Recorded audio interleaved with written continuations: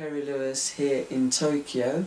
I'm on a 50th anniversary birthday tour of Japan, and I'm here just representing, having fun and DJing, dancing, spreading the word. I just want to give thanks to all the support I've had over the years from Jazzcotech. There's so many of the dancers, but I want to try and give them all props. You know, the Rockies, the Rays, the Carmens, the Lizzie Knights, Richard Reeves, Mark Stedford, Lizard, Andy Hobdell, Ade, Andy Becks, Brian Beveridge, Christiana Henniker, Dave Graham, Everton Young, Felix, Collar, Samaya, Mackie, Anna Chapman, Jerome Anderson, and of course Tony Denson. So yeah, and one I've missed out, because I know he'll curse me if I don't say it. Hey Glenn, I haven't forgotten you. I know. I'll see you when I get back. Nice. Tour. I've been working in Osaka and I'm now in Tokyo. I'm a jazz dancer, like old school fusion club dancer from the underground style of the UK. I also DJ, I also produce, I also choreograph, and I also put on events. So Perry, could you tell us a little bit about your background, where it all started from you? Because obviously you're 50 years old now, so you've been dancing a long time. Tell us, go right back in those early days when you first started dancing, or how you get involved with all this music and everything else, with the dancing and the DJing. Well, my earliest memories really was back in the 60s, where my father and my uncle, they used to have an old sound system. They used to call it rent parties in those days, and they were playing original ska bits with saxophone and brass kind of arrangements in the ska music, and I got very excited by what I was hearing and trying to dance to that. You know, that was kind of my earliest influences in kind of getting into the music. I know that there was playing soul and there was playing things that wasn't easily obtainable, but my uncle seemed to find a way of being able to get hold of this music on 45, so that was exciting. Just a little tape deck and one deck, and then he used to mix the sounds together. Then kind of going into school kind of thing, trying to realise that the music that I was listening to wasn't the normal sound, because I remember teachers asking me, what's your favourite music? And I used to turn around and mention these names, and no one in the class would have mentioned it, and I felt kind of weird and wondered why no one had heard this music. And then they were saying that they listened to terrestrial radio, and when I listened to that, there was nothing related to what I was into. And then I remember just kind of going through school and still having these kind of ideas, and then they started these youth clubs, which was just down the road from me. But what was very fortunate for me, that some of the guys that were into kind of the disco sound of the time, you know, that would have been about 72, 73. 72, 73 time. Yeah, so that would have been kind of George McRae, that kind of thing, early Fatback Band, things that I didn't know of, but they found a way of getting it, because I think they were going into some places down London and getting influenced by the London sound.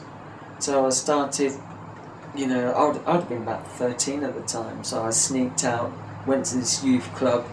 I couldn't get into the youth club, but I'd wait outside until the doorman went, and then I ran into the corner, and then they played a track that I knew. It was Rock Me Baby by George McRae, and I just started dancing to it. And I had my head down and I was dancing. The next thing I looked up, there's all these people around me clapping and all thinking, you know, all getting excited. And of course I was a little bit nervous, but then I liked the attention, and I just carried on dancing.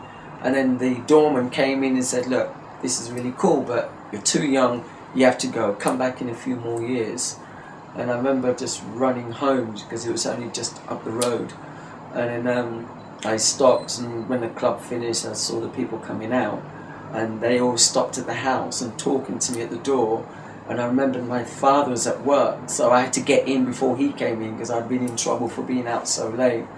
And then I was going to the shop one day, and I met some of these people who started talking to me and said, "Oh, you like the music, you like this. How did you learn to dance? And can you show me this?" And it was strange to have that kind of attention. Because at that time you were just moving yourself. I suppose a little bit of influence from the ska moves. From the ska, the reggae. But you were just dancing soul, yourself, your own feeling, really. Okay. Almost, but the family parties were just kind of legendary parties. You have all this music and all these people getting together, and you just wanted to. You liked the feel and the excitement about it, so you wanted to dance. Then bring it a little bit further forward when you actually started going out to the clubs. Obviously, you're saying younger then. Sort of, I guess, how old were you when you first started going clubbing? Really, I'm about 14, 15. I was going out to kind of the local clubs, and we were lucky because we had some very good clubs around us. We had places like Dido's, California Ballroom, Sands, and then we had the church clubs, which was quite weird because like St Augustine's, Blenheim, St Joseph's, where these guys will rent it out and have these sounds playing, and they'll be playing soul, disco, and the early forms of jazz funk. So I was trying to go to those places. It finished 10 o'clock at night, not late, but it was an experience. And then going to California Ballroom, I mean, that was something quite special. This is in Luton? This was in Dunstable, just about 7 miles where I lived. Right. But it was a very special place because James Brown played there in the 70s, Roy Ayers played there, who I got to see in 76, 77. Players Association, Crying House Affair, and they had a regular Friday night disco, so we used to go there, and they'd be playing Edwin Starr, Eye to Eye Contact, all those kind of sounds. Right. And then you'd get some people travelling in from maybe London or Wales, and they'd come down and they'd be talking about, oh yes, you should come down to London one day, that kind of thing. And in 1978 the place closed, and I remember here, I went to the last night where they opened all the doors. They had Dido's, they had California Ballroom, they had the gallery, and it was just an amazing experience. They were playing all the music that I knew and heard, plus things I didn't know, and plus people travel for all, from around the country to be there, and legendary dancers that I met there. So I suppose at this time, this is like you say, it's still the disco era, beginning of the early, because obviously it was new sound, that sort of jazz funk sound. Yeah, they had the jazz funk sound, but not everybody was playing it up where we lived. You get elements of it, you'd hear some things, but it's only when I got to London, which was about 77, just coming to the end of California Ballroom, I was going down to 100 Club on a Saturday afternoon, and that's when I was actually hearing incredible music. The DJ at the time was Ronnie L, and they wanted to play imports, things that wouldn't get released on terrestrial radio, except if maybe Robbie Vincent was doing a show, because he had a show going on a Saturday afternoon, and then that sound, then that brought in really crazy style of dancing and fashion, and it was just amazing. So coming in from Luton into London and seeing that, it just blew my mind. And of course getting that influence and then taking that back to the Luton clubs, then people started to recognise there was something slightly different to how you were dancing, because it wasn't following everything else what was going on. At that time, you were already obviously dancing. You started to develop your style at that time, or you just... I was dancing, but I was developing a style, but it wasn't really anything special. I went round with a few great dancers, and we were one of a crew of dancers, but not like a crew as such now. Right. But our influence was going into London. The fashion was going into London. You know, wearing your semi-flared lowest jeans with a nice pair of shoes and a nice cut jacket and a hat, and then bringing that kind of London style back. And then I enjoyed that, because from there the style changed, the fashion changed, the music was changing. This is going into what year now? That would have been about 79 now, because then the influence was then.